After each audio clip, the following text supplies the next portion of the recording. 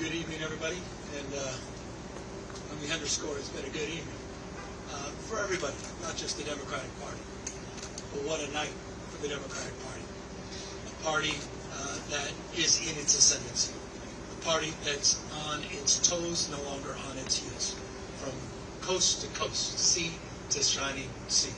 But it was not just a victory tonight for the Democratic Party, it was a victory for the United States of America, for the people of this country, the principles that our founding fathers lived and died for. And so we're proud. We're proud here in California to be part of this narrative this evening. We're proud of the work that the people of the state of California did tonight to send a powerful message to an historic president.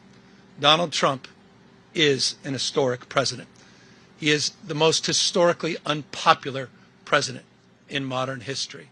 In every critical category, Donald Trump is underwater. He promised to make us healthier. He promised to make us wealthier. We're sicker and poorer. And he fundamentally understands that. Why else would he call Greg Abbott saying he's entitled to 5 seats? Why else is he trying to rig the midterm elections before one single vote is even cast? He understands his position at this moment in the United States of America. One thing he never counted on, though, was the state of California. Instead of agonizing over the state of our nation, we organized in an unprecedented way in a 90-day sprint. People from all over the United States of America contributed their voices and their support for this initiative. We stood tall and we stood firm in response to Donald Trump's recklessness. And tonight, after poking the bear, this bear roared with an unprecedented turnout in a special election with an extraordinary result. None of us, however, are naive. This is a pattern. This is a practice. Donald Trump's efforts to rig the midterm election continue to this day. And I'll reinforce that in just a moment. You're seeing him take action all across this country, not just in Texas. You saw what they were successfully able to do in Missouri, what they did in North Carolina, what they're trying to do in Indiana, and inevitably in Florida. They are not screwing around.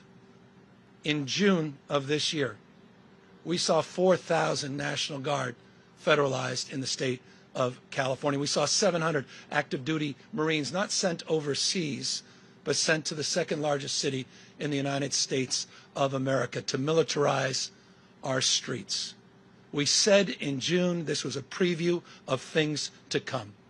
What more evidence do you need than what happened in Washington, D.C., what's happening up in Portland, cities like Chicago? When we kicked off this campaign just 90 or so days ago in Little Tokyo, in Southern California, in L.A., at the Democracy Center, Donald Trump sent Greg Bovino. He sent his private police force that increasingly appears to have taken an oath of office to Donald Trump, not to the Constitution of the United States. He sent them to our kickoff rally to chill free expression, to chill free speech, to intimidate people from participating.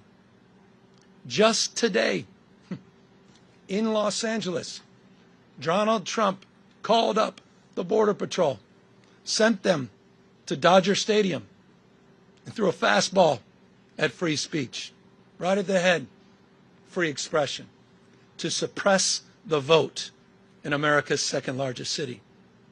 Just did that today. People in tactical gears sent out to intimidate a community that is already on edge. But you see, as we speak, people are still in line. People waiting up 3 hours to cast their vote, to send a message to Donald Trump. No crowns, no thrones, no kings. That's what this victory represents. It's a victory for the people of the state of